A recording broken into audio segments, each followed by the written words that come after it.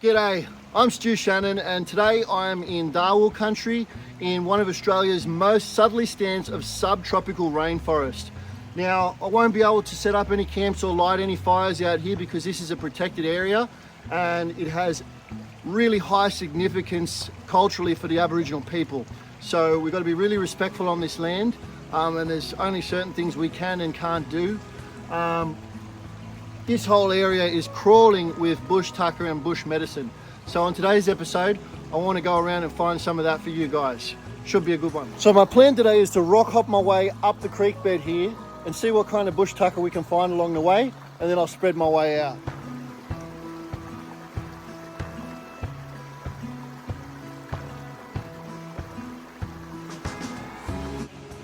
All right, now this here is the Bracken Fern, or the botanical name is Pteridium esculentum, and this is everywhere in these parts, and this is a really commonly used bush medicine, actually, not so much a bush tucker.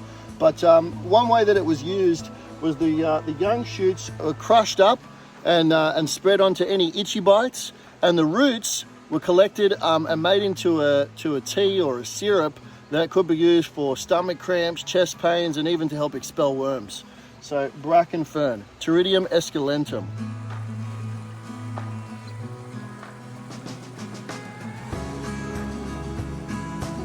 All right, this here is what's known as the cabbage tree palm, and it's a very young one because these things can grow, 10, 15 meters tall. But this is a really, really useful plant out in the bush. Now you can see in here, there's these, it's hard to get to. I don't know if you can see the spines on this, but they're like shark's teeth. So you got to be careful when you're coming in here to grab at the base of the cabbage tree palm. But in here, you've got all these palm fibers that you can actually collect. And that stuff, if you're in the rainforest, so it's not too dry at the moment, but you can keep that in your pocket to dry it out. And that makes amazing tinder for starting a fire.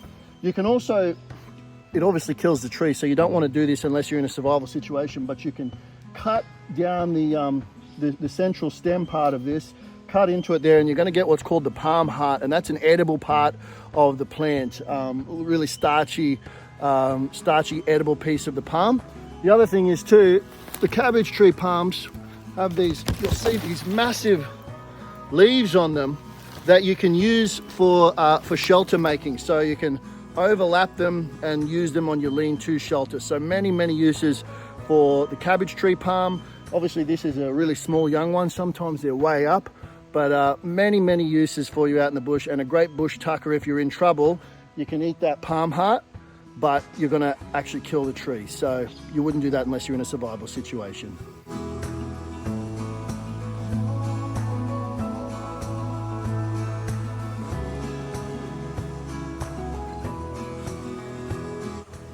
Now this here isn't exactly bush tucker, but you can see the water in this stream is so clear that I would not have to filter this, I would not have to coarse filter this in order to drink it. I would though boil it just in case there's any parasites or any unseen bacterium in it, but I would not need to coarse filter this. It's clearer than the water that comes out of the tap. So while technically not bush tucker, really important to get your water. You'd collect this up in a container and give it a good boil before you drunk it.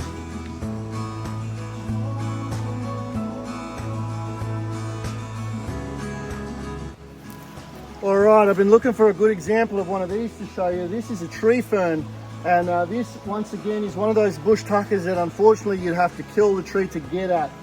Inside here, there's a starchy heart, similar to what you'd find in the cabbage tree palm. But these tree ferns have a starchy heart. It's supposedly really sweet and tasty, but I won't be extracting that today. We'll leave this beautiful tree fern here alone in its natural environment.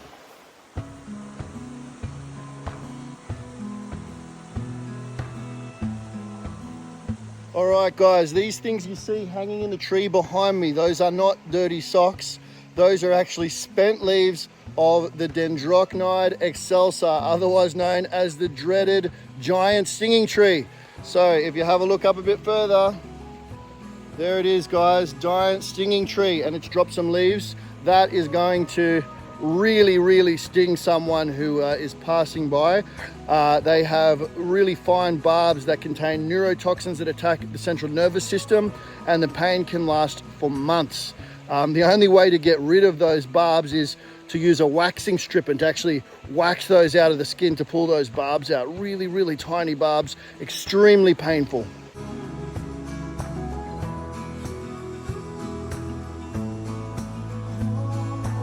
I'm not going to get in too close to this one because even I fear the giant stinging tree, but this is a little baby giant stinging tree. Now it can sometimes be confused with the native tobacco because they both have large broad leaves, but you're looking for that love heart shape and those little spines, especially on the undersides of the leaves. If I touch this, I'm going to be in a world of hurt for possibly several months. So stay away from the Dendrocnide excelsa, the dreaded giant stinging tree.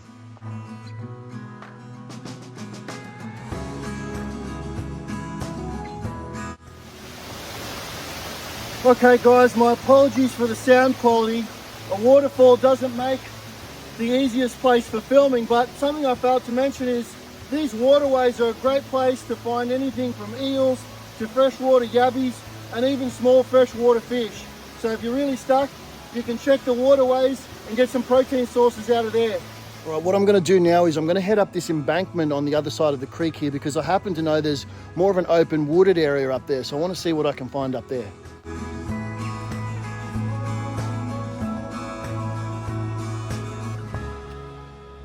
I've made it up to this open wooded area that I was talking about before, and I found a good little grouping of this Lomandra here, and I've spoken about this in other videos. This is Lomandra longifolia, and the base of these strap-like leaves is actually edible, the white part. Now there are a lot of strap-like plants you'll find out in the bush, but the way to know if it's Lomandra longifolia, I mean, I know by looking at the dark green foliage now and the feel of it, but look for this spiny stick coming out of the middle of it. It's also known as the spiny headed mat rush, and if you have these dark green strap-like leaves and that spiny head, you know you've got Lomandra. So what you do is grab somewhere in the center of the plant,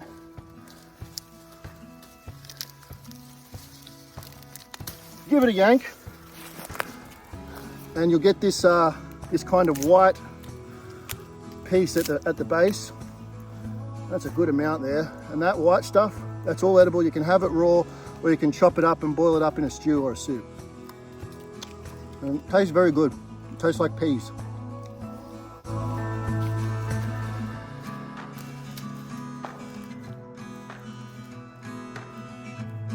Okay guys, I found this site that I'm going to leave relatively undisturbed because I suspect it may be of Aboriginal cultural significance. This is a very circular grouping of rocks that's quite obviously been placed here. My reason for suspecting that it's not just any old person who's left them here is these rocks, these are very small rocks that are not here in this open wooded area. They've been pulled up more than 500 meters from the creek bed. They're laid in a perfect circle, and I happen to know that you know, a lot of very traditionally significant Aboriginal sites, they use circular rock formations, which is what we have here. The other reason that leads me to suspect it may be a special Aboriginal site is there is a casuarina tree over there, which is quite rotten now and falling down, but at one point in time that would have been a really magnificent tree, which could also have some cultural meaning for the local Aboriginal people. So I'm just going to walk around this perfect circle to show you, and then what I'm going to do is I'm going to put a pin on the map on the GPS so I can share it with the local Aboriginal community so that they can verify if this is a special site that may have been even lost to them. So we'll do that now. But this is the circle here, guys.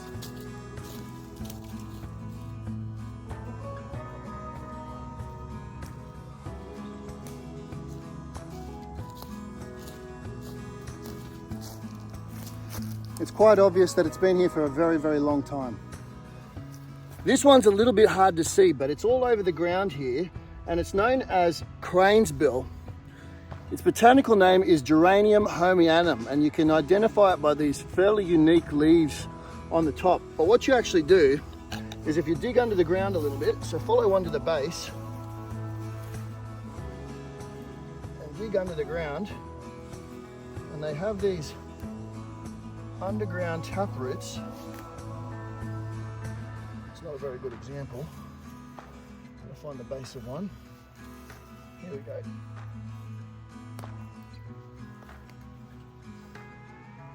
Alright. And you can eat these roots. This is a really little one, but they're kind of bulbous roots. And they're used as a treatment. That's a really small one. They're used as a treatment for diarrhea. So you just eat them raw and it can treat diarrhea. Now obviously I don't have diarrhea at the moment, but if I get a little bit blocked up, not to worry, because there's plenty of bush medicine around here that can loosen my stool as well.